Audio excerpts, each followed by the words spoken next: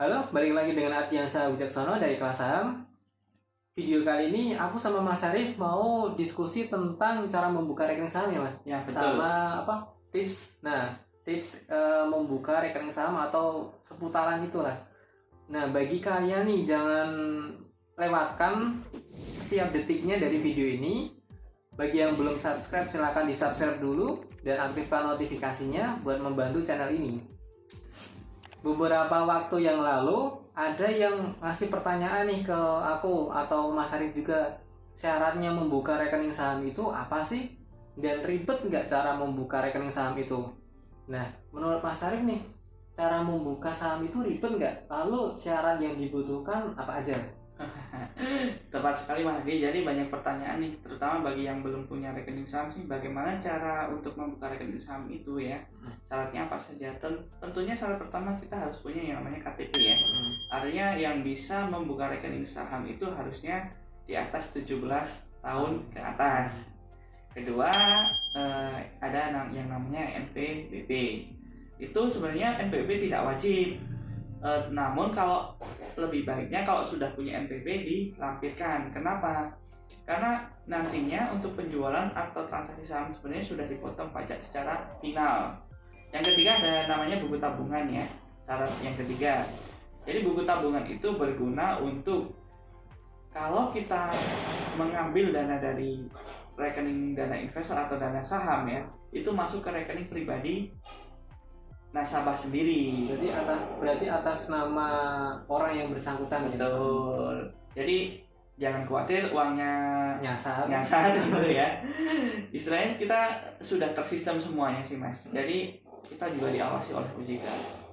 Dan tentunya kalau misalnya tips ini, sebelum membuka rekening saham pastikan RDI dan buku tabungan pribadi calon nasabah itu sama.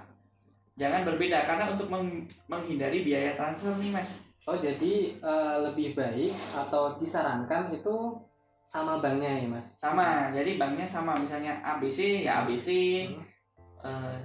CDE juga CDE ya.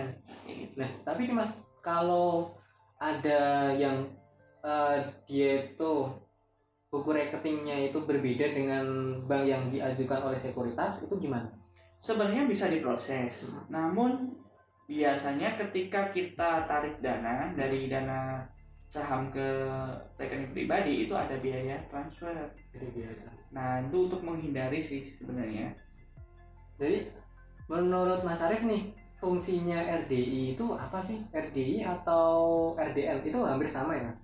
Itu sebenarnya sama Mas, cuma beda sebutan aja ya. Kita menyebutnya ada yang RDI, ada yang RDN. Itu gunanya rekening dana khusus untuk saham kita bilangnya.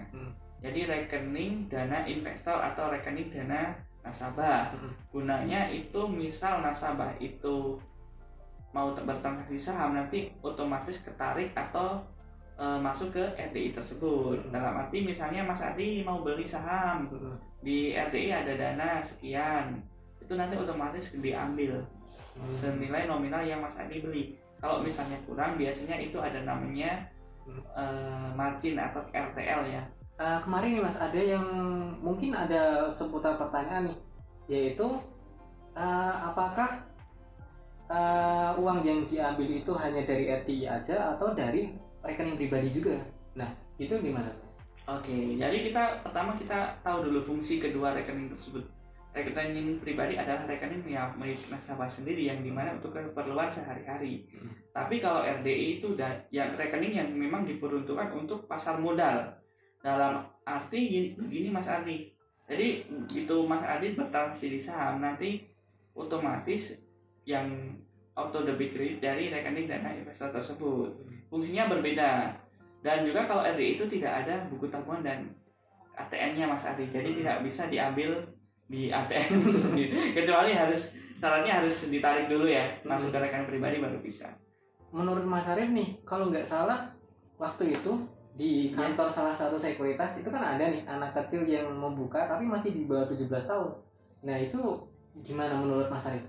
Sebenarnya itu kalau anak kecil tidak bisa membuka rekening langsung ya, secara langsung. Tapi bisa lewat orang tua yang mempunyai anak kecil, itu diedukasi untuk investasi.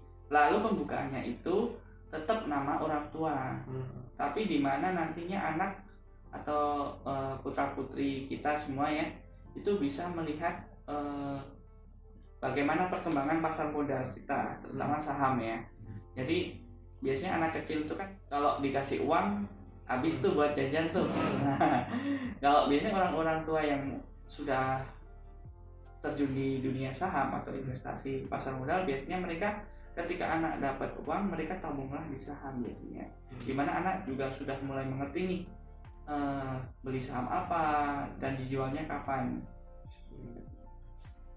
Untuk latihan sih. Ada pertanyaan lain nih Mas.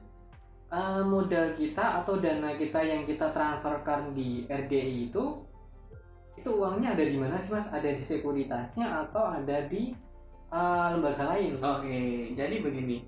Ketika nasabah sudah mendapatkan atau kita bilang rekeningnya sudah jadi, itu nasabah kan transfer ke RDI.